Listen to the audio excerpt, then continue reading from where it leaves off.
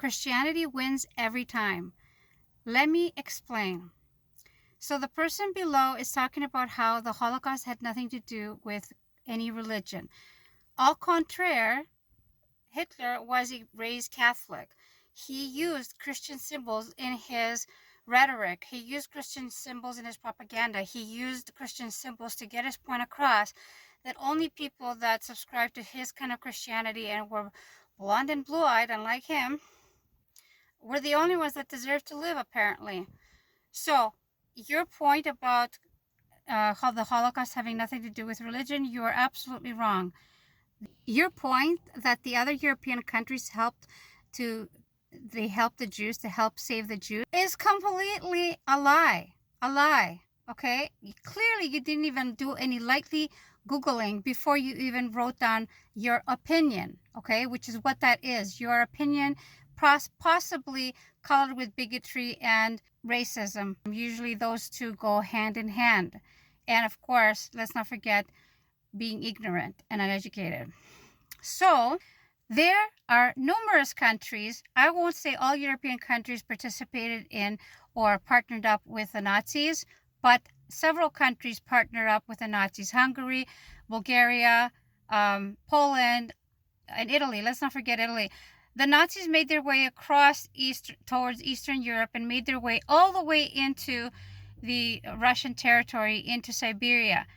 And they raped and pillaged and killed all the way from Germany all the way across. Okay? You have nothing. The Jews were not wanted in Europe. They weren't wanted in the Americas either.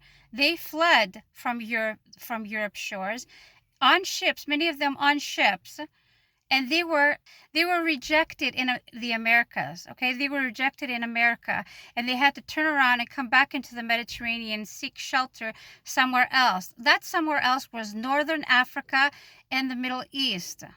When they arrived on the shores of the Holy Land, of what is now going on as a genocide in the Holy Land, they were welcomed.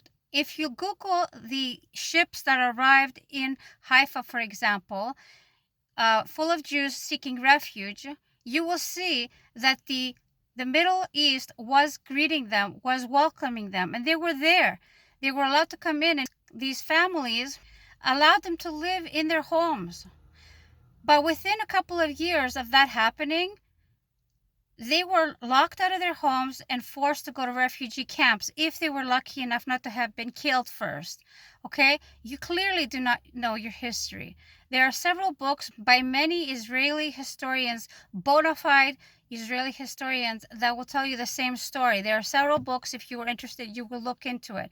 The Americas and the Europeans didn't want the Jews, and sending them to the Holy Land was their solution. Many of them, the Jews, they wanted that solution, but the Europeans and the Americans definitely did not want them, and the Canadians. Okay? That's just lies. It's lies to make you feel better that if you had been there during the Holocaust, you would have helped. But the fact that the genocide is going on right now in the Holy Land, and most people are keeping their head down and minding their own business, is a testament to the fact that they would not have helped then, and they're not, just like they're not helping now. So please, stop talking. There is no historical evidence to show that the Muslims got rid of the Jews and the Christians, unless you're talking about after the trial of the treason that was committed by the Christians and the Jews at the time of the Prophet Muhammad, peace be upon him. That was their verdict. The verdict was either put to death, which is normal for any country where you commit treason, or to be exiled. Okay? So the whole point that I'm trying to make here is that historically the Muslims have sheltered, have worked together, have lived together with the Jews. The biggest example would be the Islamic Golden Age in the Iberian Peninsula, which was 800 to 1,000 years long, where the Christians, the Jews, and the Muslims lived happily together with, of course, probably skirmishes, but it was a long 800 to 1,000-year history that we're talking about here. It wasn't until the Spanish came in and started the whole Inquisition, where they killed everybody unless you subscribe to their own particular Catholicism. So there you've got nothing. And let's talk about the Ottoman Empire, where the Christians, the Jews, and the Muslims all lived together. Of course, again, there was skirmishes, there was problems, there was probably massacres on both sides. If you were unbiased, you would look it up and you would find massacres on both sides.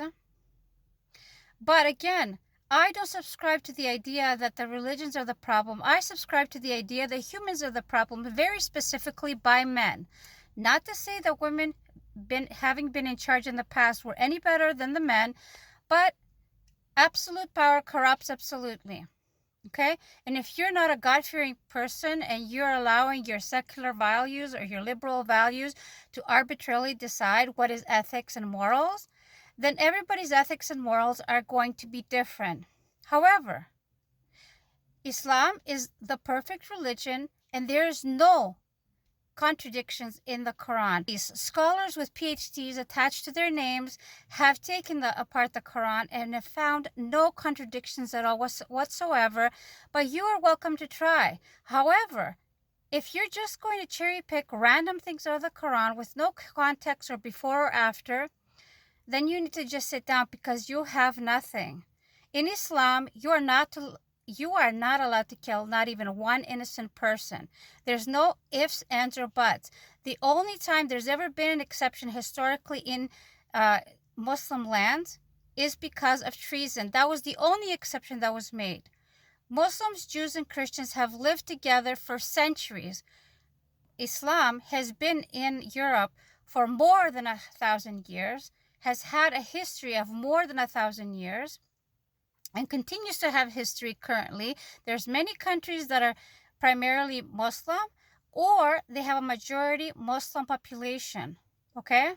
To end this little rant, which always gets me going, because people who have not read about Islam, who have not read the Quran, cannot sit there and cherry pick Sahih Bukhari, Sahih Muslim, Quran this and Quran that, without having actually read anything.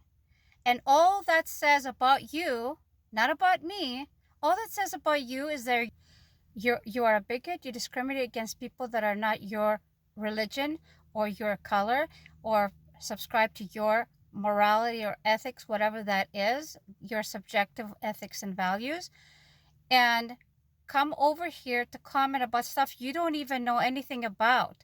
When Umar ibn Khattab, which I believe was the second caliph after Prophet Muhammad, peace be upon him, died, came to Jerusalem, he asked about where are the Jews. He asked, where are the Jews in this city? And he was told that the Jews have not lived here for over 500 years. The Romans had gotten rid of them. Okay? The Romans had gotten rid of them and they were never allowed back. And he insisted to bring back the Muslims.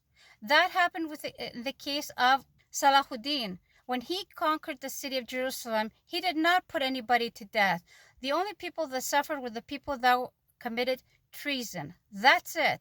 Okay? On the other hand, the Crusades, at least 8 Crusades that went down to Jerusalem, raped and pillaged all the way from the beginning of their crusade to the end where they ended up in Jerusalem. They raped and pillaged and killed. They burned Constantinople to the ground. They're the ones who burned Jerusalem to the ground. They're the ones who killed every Tom, Dick, and Harry that was not subscribing to their particular brand of Christianity, because they were told that as soon as they got to Jerusalem, their sins would be forgiven. So you've got nothing. That is the bottom line. You've got nothing. And I hope that enough people watch this video and do not continue anymore to comment about how Christianity this and Christianity that, or Muslims this and Muslim that. You need to have information, which you do not have any. Okay, so check out 637 AD when Umar ibn Khattab came to town in Jerusalem and what actually happened. Okay, that's all I have to say for now. I'll talk to you again in another episode. Assalamu alaikum.